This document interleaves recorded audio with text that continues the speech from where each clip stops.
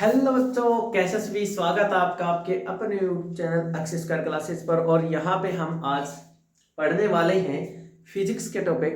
Physics का आज हमने यूनिट एंड डायमेंशन स्टार्ट किया, तो उसके बारे में हम बेसिक डिस्कशन जो हमारा होता है वो हम कर चुके हैं लास्ट वीडियो में। तो अगर आपने उस वीडियो को विजिट नहीं किया है तो कृपया करके उस वीडियो को पहले देखिएगा और बाद में हम इस वीडियो के बारे में पढ़ेंगे, ठीक है। दूसरी बात ये कि यूनिट एंड डायमेंशन बहुत सारा बचा हुआ है, अभी ये मत समझना कि कंप्लीट हो गया है। लेकिन बात क्या है कि यूनिट और डायमेंशन आपको पता ही नहीं है क्योंकि क्वांटिटी क्या होती है, किस चीज से रिलेट करती हैं। तो जब तक हम यही नहीं पता रहता तो हम उस चीज को कैसे समझ पाएंगे।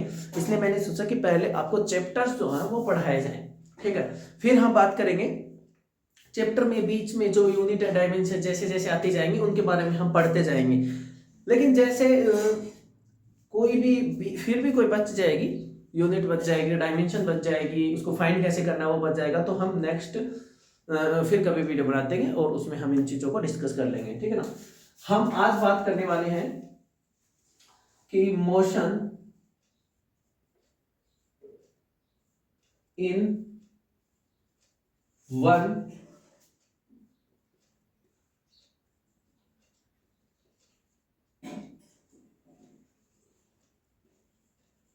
One dimension, motion in one dimension के बारे में आज हम बात करने वाले हैं। या इसको 1D भी बोला जा सकता है, इसको 1D भी बोल दिया जाता है। क्या बोला जाता है? 1D मतलब एक ही डायमेंशन, ओनली वन डायमेंशन में हम इस चैप्टर को डिस्कस करने वाले हैं। मैं आपको इसमें मोशन पढ़ाएंगे, मोशन है और बेसिक फिजिक्स के जितने भी बेसिक क्वांटिटीज होती हैं, जैसे एक्सीलरेशन हो गया, वेलोसिटी हो गया, है ना, स्पीड हो गया, डिस्टेंस, डिस्प्लेसमेंट, अदरवाइज भी कोई भी ऐसी क्वांटिटी है जो हम आगे चैप्टर्स में पढ़ेंगे तो उसके बारे में हम इस वीडियो में डिस्कस करेंगे। क्लियर? तो सबसे पहले मैं आपको बता दूं कि कोई भी ऑब्जेक्ट होता है वो क्या कर सकता है। या तो वो रेस्ट में रह सकता है, क्या रह सकता है भाई? रेस्ट में रह सकता है। या वो किस में रह सकता है? मोशन में रह सकता है। बात आ रही समझ में सभी को? या तो वो क्या कर सकता है? रेस्ट में रह सकता है या मोशन में रह सकता है। लेकिन मैं बता दूं कि रेस्ट एंड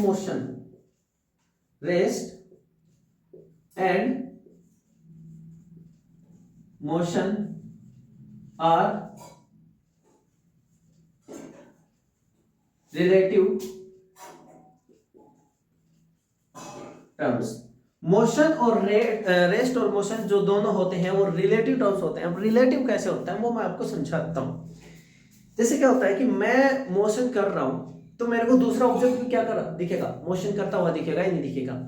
मैं रेस्ट में हूं तो मेरे को दूसरा ऑब्जेक्ट भी क्या दिखेगा? रेस्ट में दिखेगा। फॉर एग्जाम्पल, आप ट्रेन से जा रहे हो, ठीक है ना, ट्रेन से जा रहे हो तो उस ट्रेन में जो बैठा पर्सन है उसको जो बाहर ट्रीज होंगे वो कैसे दिखेंगे भाई? मोशन में दिखेंगे, दिखेंगे। जो ट्री होंगे वो मोशन में दिखेंगे, नहीं दिखेंगे? दिखेंगे ना। लेकिन जब हम बात करते हैं कि बाहर कोई खड़ा व्यक्ति है, ट्रेन के बाहर कोई पर्सन खड़ा है, बस के ट्रेन के बाहर कोई पर्सन खड़ा है, तो उसको तो ट्रेन तो मोशन में दिखेगी,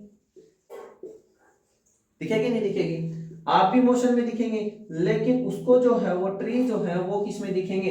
रेस्ट में दिखेंगे। इसलिए इसको बेसिक फंडामेंटल तरीके से हम कह सकते हैं कि rest and motion are relative terms.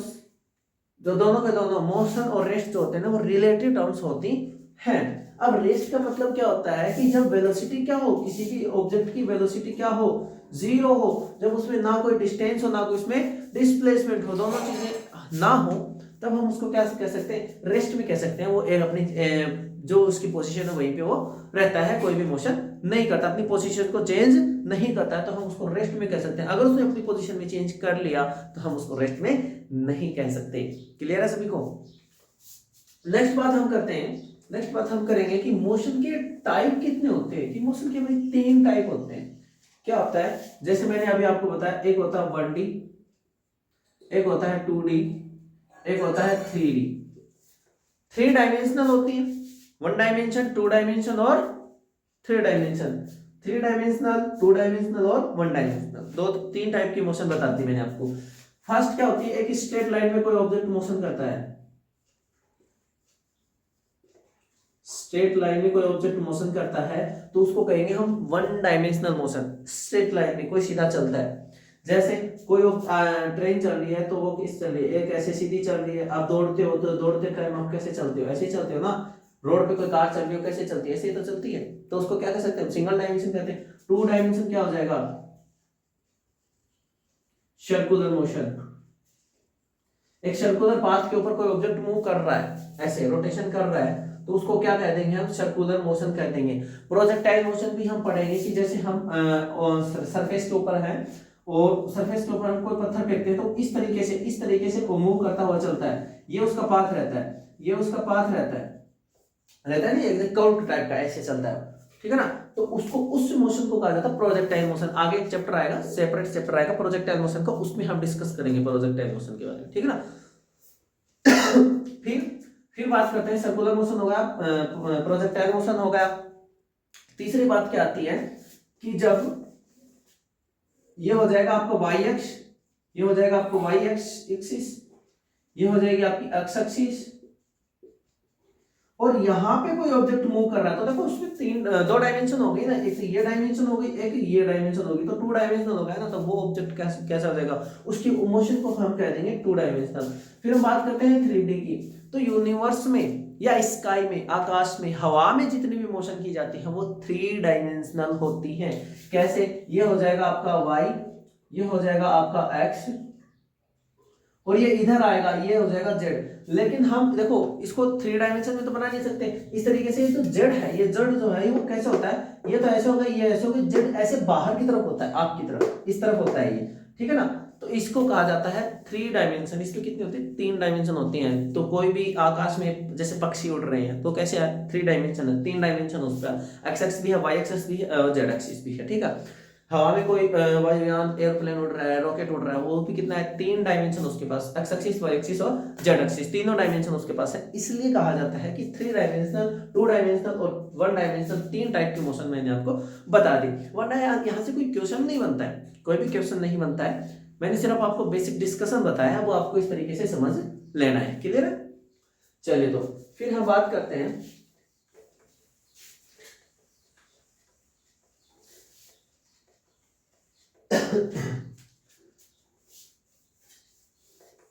फिर बात करते हैं हम पार्टिकल के बारे में। किसके बारे में बात करेंगे भाई,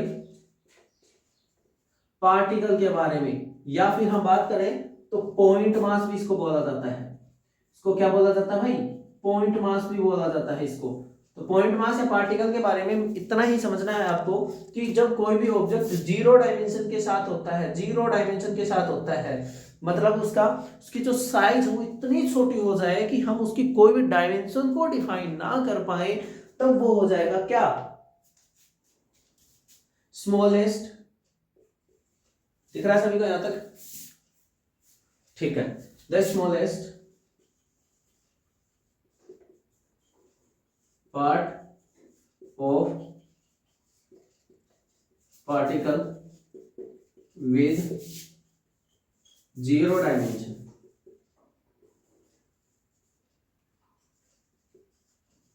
smallest part of particle with 0 dimension, ये क्या हो जाएगा, क्या हो जाएगा भाई, ये 0 पार्टिकल इसको बोला जा सकता है। 0 पार्टिकल हम इसको बोल सकते हैं। क्लियर है सभी को। और देखो इसको हम डायमेंशन के थ्रू इसको डिफाइन नहीं कर सकते। ये 0 पार्टिकल जो है इसको हम डायमेंशन के थ्रू डिफाइन नहीं कर सकते, इसको हम इसके मास के थ्रू डिफाइन कर सकते हैं। विच कैन बी, इसके नीचे और लिख देंगे, which can be described by the mass. इसको हम किसके थ्रू डिस्क्राइब कर सकते हैं, इसके मास के थ्रू हम इसको डिस्क्राइब कर सकते हैं, इसके मास के थ्रू हम इसको डिफाइन कर सकते हैं। वो क्या हो जाएगा आपका, smallest particle of, smallest part of particle, smallest part of particle, या फिर मैटर भी यहाँ पे हम लिख सकते हैं ना, ठीक है। मैटर भी यहाँ पे लिख सकते हैं, कंफ्यूजन की बात नहीं, मैटर भी हम यहाँ पे लिख सकते हैं। तो smallest part of matter with 0 dimension, उसकी डायमेंशन क्या होती है, 0 होती है, उसकी डायमेंशन को हम डिफाइन नहीं कर पाते, इसलिए उसको क्या कहा जाता है ना, 0 पार्टिकल कहा जाता है। फिर बात करते हैं which can be describe by the mass, its mass, इसके मास के थ्रू हम इसको डिस्क्राइब कर सकते हैं, डिफाइन कर सकते हैं। क्लियर है सभी को, यहां तक ये चीज आपको समझनी है। समझ गए? इसको क्या कर सकते हैं हम, जीरो मास या 0 पॉइंट मास या 0 पार्टिकल या फिर पार्टिकल, हम इसको बोल सकते हैं it can be known as point mass, इसको पॉइंट मास के रूप में हम जान सकते हैं। समझ में आ रही है सभी को? तो डेफिनेशन इसकी लिखेंगे, अगर किसी को लिखनी है तो the smallest part of particle या फिर मैटर विद 0 डायमेंशन, जिसके डायमेंशन 0 हो, which can be describe by the mass, उसको हम उसके मास के थ्रू डिफाइन कर सके। तीसरी बात लिख देंगे हम, it can be known as point mass, इसको हम पॉइंट मास के थ्रू पॉइंट मास के रूप में जान सकते हैं, इसको हम पॉइंट मास कह सकते हैं। क्लियर है? आगे बात करेंगे हम आगे बात करेंगे भाई, बात करते हैं हम distance and displacement.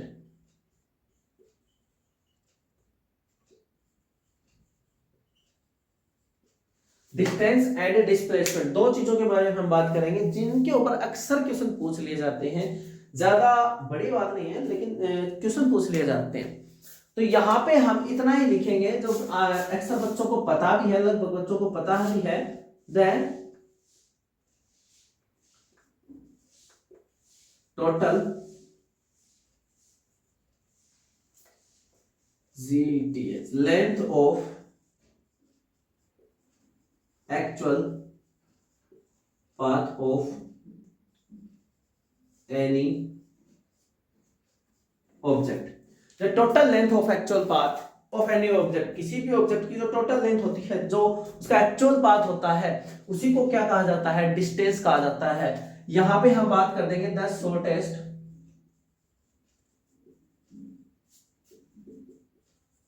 Path of, या यहां पे लिख देंगे the shortest distance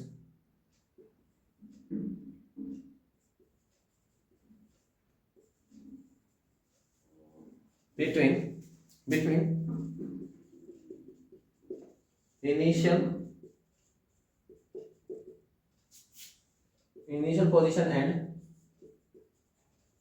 final position। Shortest distance between initial position and final position, ये क्या हो जाएगी आपकी, ये क्या हो जाएगी आपकी भाई, डिस्टेंस सॉरी डिस्प्लेसमेंट हो जाएगी। दूसरी बात करेंगे हम, बेसिक चीज इसके बारे में बात करेंगे। देखो मैं भी आपको समझा देता हूं कि जैसे हम यहां से चले ए पॉइंट से हम बी तक गए, बी तक हम चल के गए यहां से यहां तक, ठीक है।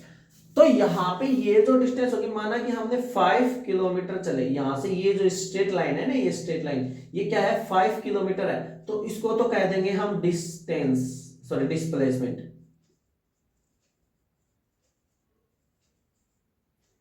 यही डिस्प्लेसमेंट है, यही क्या है, डिस्टेंस है। जब हम कैसे चल रहे हैं, जब हम चल रहे हैं कैसे, एक स्ट्रेट पाथ के ऊपर,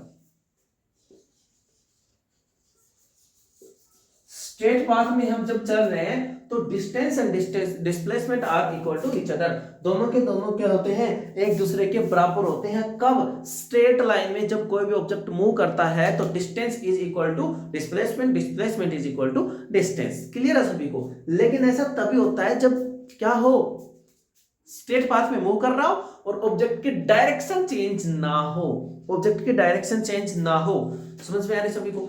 समझते चलिएगा भाई। अगर आप कहेंगे तो आपको नोट्स भी प्रोवाइड करवा दिए जाएंगे, पीडीएफ की फॉर्म में आपको नोट्स प्रोवाइड करवाए जाएंगे, ऐसे यहाँ पे नोट्स नहीं लिखवाए जा सकते। क्लियर है सभी को? आप मैसेज कर देना, नोट्स आपको पीडीएफ की फॉर्म में मिल जाएंगे। तो मैं बात कर रहा हूं यहाँ पे कि ऑब्जेक्ट जब मूव करता है तो वह जब स्ट्रेट लाइन में मूव कर रहा है, कि कोई भी ऑब्जेक्ट स्ट्रेट लाइन में मूव कर रहा है, सेकंड कंडीशन इसकी क्या है कि उसकी डायरेक्शन चेंज नहीं होनी चाहिए। डायरेक्शन उसकी चेंज हो गई तो मैं भी बताऊंगा आपको कंडीशन क्या हो जाएगा, कैसे क्या हो सकता है, वो चीज आपको समझनी है। तो डायरेक्शन चेंज अगर इसकी हो जाएगी तो क्या फर्क पड़ जाएगा। देखो ये पॉइंट ए है, यहां से यहां तक गया, ए से हम बी तक चले गए, ए से हम बी तक चले गए, बी तक जाने के बाद हम वापस कहां पे आ गए, हमने वापस अपनी डायरेक्शन चेंज कर ली, इधर आ गए। हम पहले नॉर्थ में जा रहे थे भाई, नॉर्थ में जा रहे थे, नॉर्थ टू साउथ जा रहे थे, और फिर जब हम नीचे आए तो साउथ टू नॉर्थ भी आ गए। मतलब हम अपने इनिशियल पोजीशन की तरफ आ रहे नहीं आ रहे।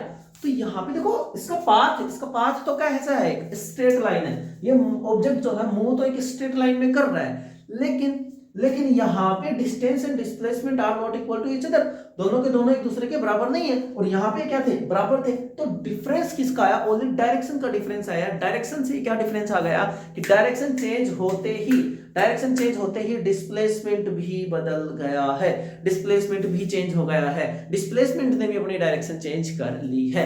तो यहां से एक चीज समझ में आ रही होगी आपको, एक चीज छोटी सी समझ में आ रही होगी कि डिस्टेंस जो है वो डायरेक्शन पे डिपेंड नहीं करती है, और डिस्प्लेसमेंट जो है वो ऑब्जेक्ट की डायरेक्शन के ऊपर डिपेंड करता है।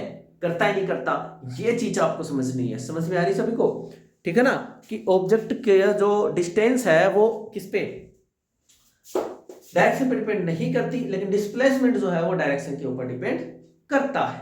क्लियर है सभी को? चलिए इसके बारे में और डिस्कशन करते हैं अभी। फिर मैं कंडीशन बताऊं आपको, फिर हम एक कंडीशन की और बात करें। ये एक पॉइंट ए है, ये कोई पॉइंट बी है, मैं यहां से इस तरीके से होते यहां पे जा रहा हूं, चला गया भाई, ठीक है, लेकिन और कोई रास्ता नहीं है ना। जैसे हम ऑन रोड चलते हैं, तो ऑन रोड तो हम कहीं पे हमारा डेस्टिनेशन जहां पे हमारी है, तो वहां पे तो हम ऐसे सीधे जाके भी जा सकते हैं, लेकिन नहीं जा सकते। कैसे नहीं जा सकते कि ऑन रोड चलने के लिए हमें रोड के अकॉर्डिंग चलना होता है। जैसे रोड जा रही है, समझ में आ रही है, ऐसे बीच से थोड़े जा सकते हैं, नहीं जा सकते ना, घरों को तोड़ते हुए नहीं जा सकते। तो वही बात है, यहाँ पे ए से बी तक आना था मेरे को, ऐसे भी आ सकता था, लेकिन मैं कैसे आया, इस तरीके से। भाई बात ही ये है ना। तो यहाँ पे ये फिर मैं यहां से यहां पे भी जा सकता था, लेकिन इसके शॉर्टेस्ट पाथ तो यही है, शॉर्टेस्ट पाथ सबसे छोटा रास्ता तो यही है ना। और इसी को क्या कहा जाता है, इसी को कहा जाता है डिस्प्लेसमेंट, और इसको क्या कहा जाएगा, डिस्टेंस। लेकिन एक डिफरेंस और है, वो डिफरेंस मैं भी आपको बताऊंगा आगे। हम जब डिस्टेंस में और डिस्प्लेसमेंट में डिफरेंस पढ़ेंगे तब मैं आपको समझाऊंगा वो चीज। तो समझ में आ रही है ना सभी को कि ये क्या हो जाएगी भाई, डिस्टेंस हो जाएगी। क्लियर है? फिर हम बात करते हैं, एक चीज और लिख देता हूं मैं,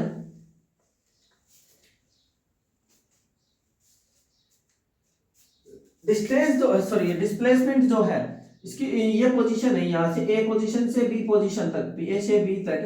तो ये ए क्या है, initial position minus final position minus initial के बीच का जो डिफरेंस होता है वही क्या होता है, इनिशियल और फाइनल के बीच का जो डिफरेंस होता है वही क्या होता है, उसका डिस्प्लेसमेंट होता है। समझ में आ रही है? और जब हम कैसे चलेंगे, डिस्टेंस को हम मेजर करेंगे, तो जितने हम चलते जा रहे हैं उतनी डिस्टेंस हो जाएगी, लेकिन इनिशियल और फाइनल के बीच का डिफरेंस देखते हैं, हमें समझ में आ जाएगा कि कितनी डिस्टेंस कवर की है। एक एग्जांपल के थ्रू हम इसको समझते हैं। उससे पहले मैं आपको डिस्कस करके बता दूं कि इसकी यूनिट देखेंगे तो यूनिट एंड डायमेंशन दोनों की क्या होती है, यूनिट इसकी भी क्या होती है, मीटर होती है। फिर डायमेंशन की बात करेंगे तो डायमेंशन इसकी क्या होती है, m1 ओनली, सॉरी L1 होती है, क्या होती है, L1 होती है। डायमेंशन क्या हो जाएगी, डिस्टेंस की यूनिट हो जाएगी मीटर, डायमेंशन हो जाएगी L1। तो दोनों की दोनों इसकी भी सेम है भाई, यूनिट इसकी भी मीटर है, डायमेंशन भी इसकी क्या है, L1 है। फिर हम बात करें कि डिस्टेंस क्या है, एक स्केलर क्वांटिटी है।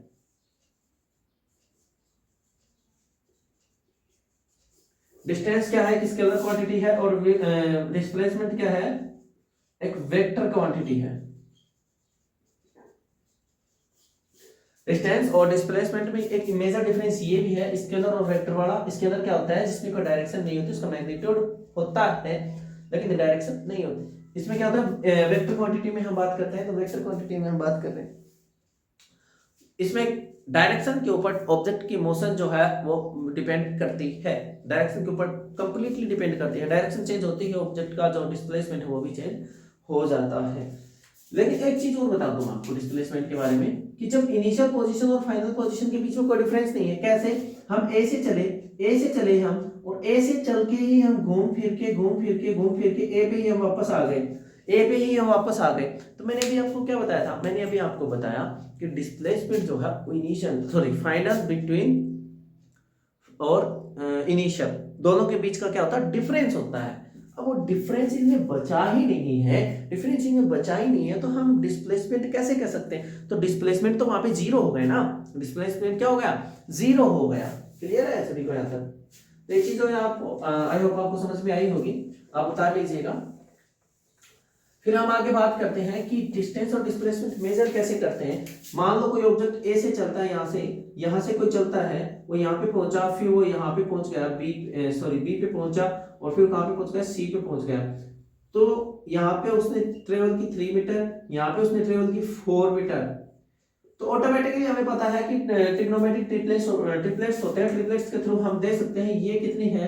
5 मीटर है। लेकिन यहाँ पे हम ये चीज समझे कि यहाँ पे ये जो है ए और बी के बीच का, इसको तो क्या कह देंगे हम? डिस्प्लेसमेंट कह देंगे। लेकिन जब हमसे इसकी डिस्टेंस पूछ रहा है, तो डिस्टेंस क्या है? डिस्टेंस तो है इसकी 7 मीटर, डिस्प्लेसमेंट है इसका 5 मीटर। क्लियर है सभी को? तो पाइथागोरस ट्रिपलेट्स के थ्रू हमने फाइंड कर लिया। पाइथागोरस थ्योरम आपको आती होगी ना, मान के चलता हूं, नहीं भी आती है तो मैं यहाँ पे नहीं समझाने वाला। क्लियर है?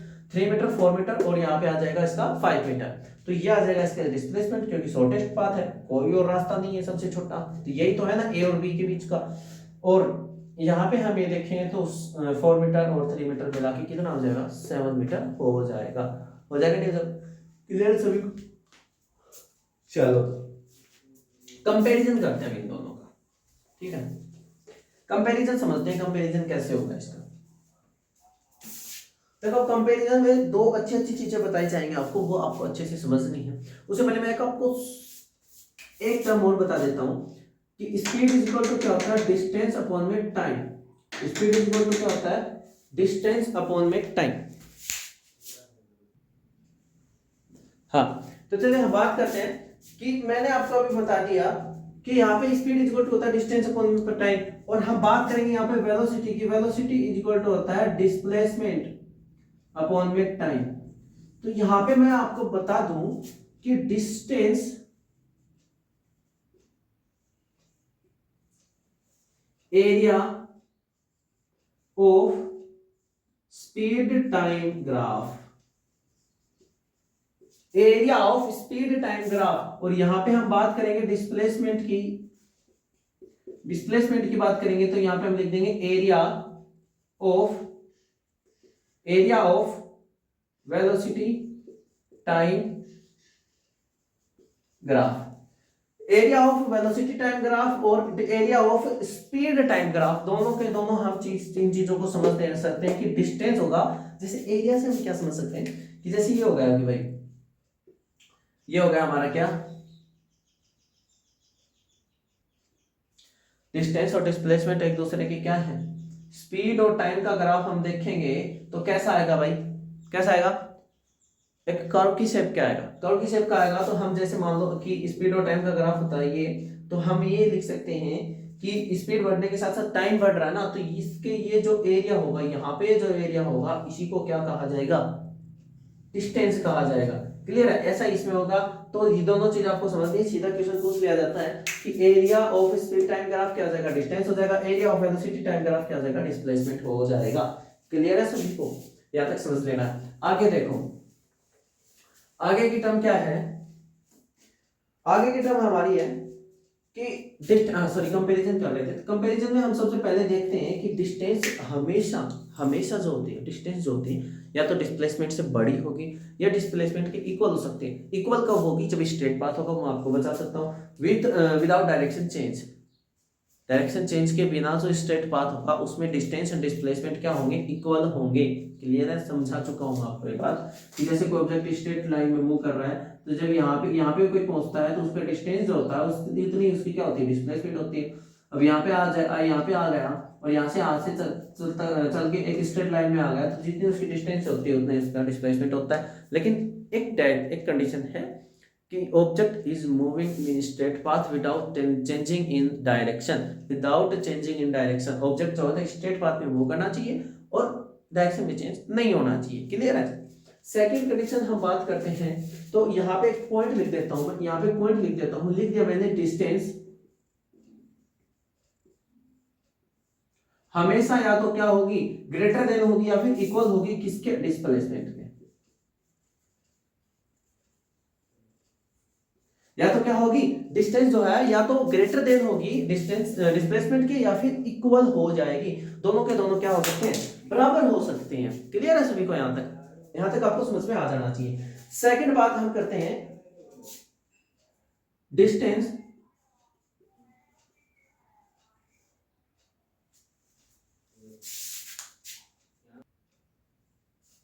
हाँ, फिर हम बात करते हैं कि कोई भी मूविंग पार्टिकल होता है, कोई भी मूविंग पार्टिकल होता है, मूविंग पार्टिकल के लिए डिस्टेंस कभी भी जीरो नहीं हो सकती और डिस्टेंस कभी भी नेगेटिव नहीं हो सकती।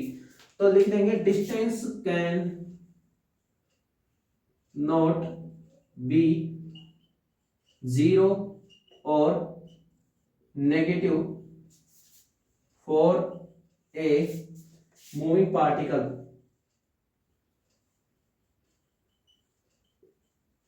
while displacement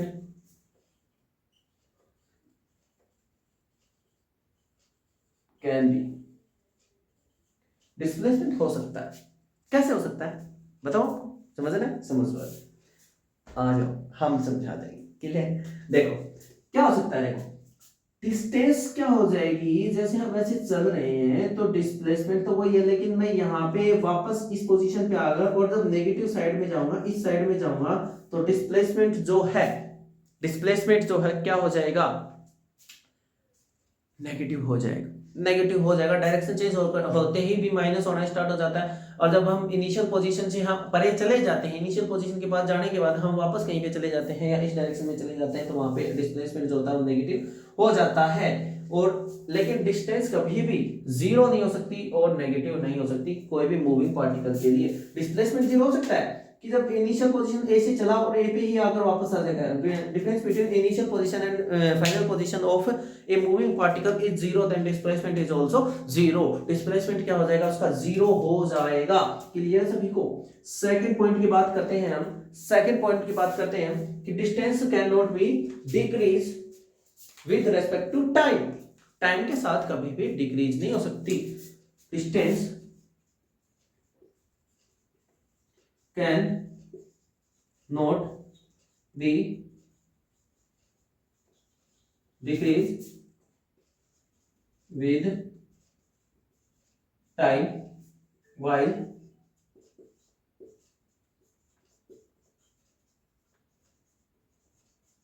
displacement can be। Displacement हो सकता है, डिस्प्लेसमेंट क्या हो सकता है, डिक्रीज हो सकता है with respect to time. Displacement जो है वो डिक्रीज हो सकता है। फिर तीसरी बात हम करेंगे, तीसरे पॉइंट की बात करते हैं। तीसरे पॉइंट के बारे में मैं लिखूंगा यहाँ पे, डिस्टेंस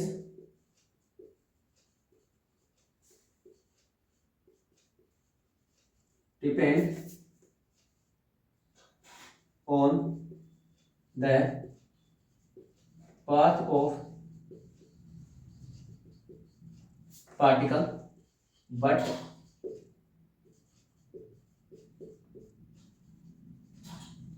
displacement not depend।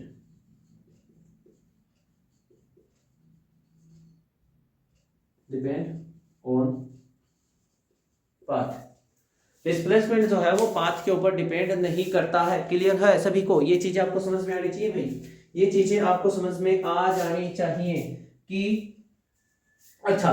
फिर हम बात करते हैं, एक चीज और लिखता हूं मैं यहाँ पे कि डिस्टेंस पाथ के ऊपर डिपेंड नहीं करती, लेकिन डिस्प्लेसमेंट जो है वो पाथ के ऊपर डिपेंड करता है। कहीं हमने उल्टी तो नहीं लिख दी बात?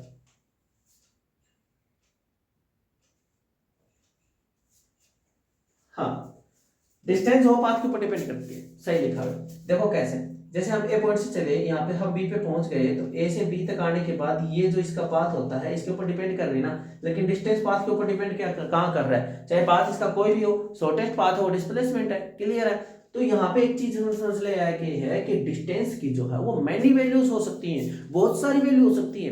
कैसे हो सकती है कि डिस्टेंस तो क्या हो जाएगी, जैसे मैं ए से चल के बी पे गया, ए से चल के बी पे गया, तो मैं यहाँ से चल के यहाँ पे आ गया तो भी मेरी डिस्टेंस अलग आ जाएगी, यहाँ से चल के यहाँ पे आ गया तो भी, फिर यहाँ से ऐसे चला गया, ऐसे भी जा सकता हूँ, ऐसे भी जा सकता हूँ, किसी भी वे से हम जा सकते हैं, किसी भी पाथ से हम जा सकते हैं, तो डिस्टेंस तो चेंज हो जाएगी।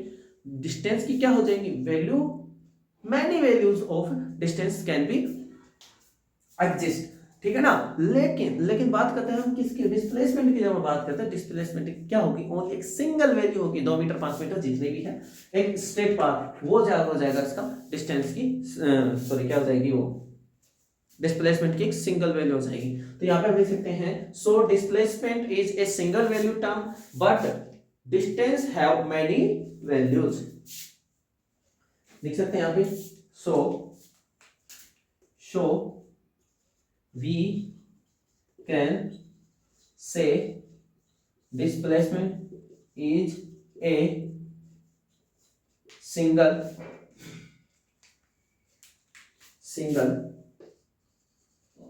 valued term but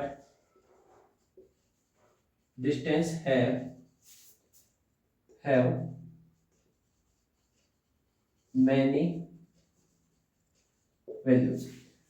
डिस्टेंस की क्या हो सकती है भाई, मैनी वैल्यू हो सकती है, ये भी चीज आपको समझनी है, दिख रहा है ना सभी को, बिल्कुल अच्छे भाई, बहुत अच्छे। तो ये चीज समझनी है कि डिस्टेंस की क्या हो सकती है, बहुत सारी वैल्यू हो सकती है भाई, बहुत सारी वैल्यू हो सकती है, क्लियर है। ये चीज है भाई, ये 3 डिफरेंस थे। एक डिफरेंस हमने ये भी पढ़ा है कि डिस्टेंस जो है हमेशा ग्रेटर देन होती है, किससे होती है, डिस्प्लेसमेंट से। एक चीज और लिखा था भाई हमने, इसको अरेंज कर दो, एक डिफरेंस और लिख देता हूं मैं, एक डिफरेंस और लिख देता हूं, फोर्थ डिफरेंस हमारा, ये फोर्थ डिफरेंस है, 1 2 3 4 फिफ्थ है भाई, distance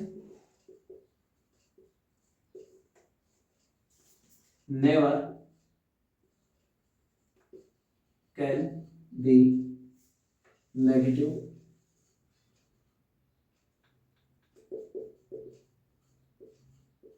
but displacement can be negative for a moving particle. एक मूविंग पार्टिकल के लिए डिस्प्लेसमेंट जो है वो नेगेटिव हो सकता है, लेकिन डिस्टेंस कभी भी नेगेटिव नहीं हो सकती है, ये चीज आपको समझ लेनी है। एक डिफरेंस और था कि डिस्टेंस जो है वो एक स्केलर क्वांटिटी है और डिस्प्लेसमेंट जो है एक वेक्टर क्वांटिटी है। डिस्टेंस जो है एक स्केलर क्वांटिटी है और डिस्प्लेसमेंट क्या है, एक वेक्टर क्वांटिटी है। तो यहां तक था हमारा डिस्टेंस और डिस्प्लेसमेंट के बीच में डिफरेंस। बेसिक डिस्कशन हमने किया है, ज्यादा हमने बात नहीं की है, कल हम पढ़ लेंगे इसके बारे में। इससे नेक्स्ट वीडियो जो आएगी उसमें हम डिस्कस करेंगे क्वेश्चंस के बारे में। क्वेश्चन मैं करवाऊंगा ओनली किस पे डिपेंड रहेंगे, डिस्टेंस एंड डिस्प्लेसमेंट के ऊपर डिपेंड रहेंगे। तो आपको समझ में भी आ जाएगा कि एग्जाम में किस तरीके से क्वेश्चन पुट अप किए जाते हैं, क्लियर ना। तो ये वीडियो बहुत लंबी हो गई है, इस वीडियो में हम आज इतना ही बात करेंगे। नेक्स्ट वीडियो में हम बात करेंगे डिस्टेंस एंड डिस्प्लेसमेंट के ऊपर बेस्ड जो क्वेश्चन है वो एग्जाम में पूछे जाते हैं, बार बार रिपीट होते हैं, उनके बारे में हम डिस्कस करने वाले हैं। बहुत ही अच्छे लेवल के क्वेश्चन आपको करवाए जाएंगे बेसिक, ठीक है, आपको अच्छे से समझ लें। बाकी आज की वीडियो यहीं तक थी, आई होप आपको समझ में आई होगी। बाई चांस मेरे से कोई भी वर्ड यूज हो गया हो तो मैं सॉरी नहीं बोलूंगा, क्योंकि मुझे पता है मैंने कोई भी वर्ड यूज नहीं किया है, क्लियर है। आपको बस चीज़ों को अच्छे से समझना है और साथ बनाए रखना, बस ऐसे ही बने रहेंगे तो एक दिन सक्सेस जरूर मिलेगी। थैंक यू, धन्यवाद, लव यू ऑल।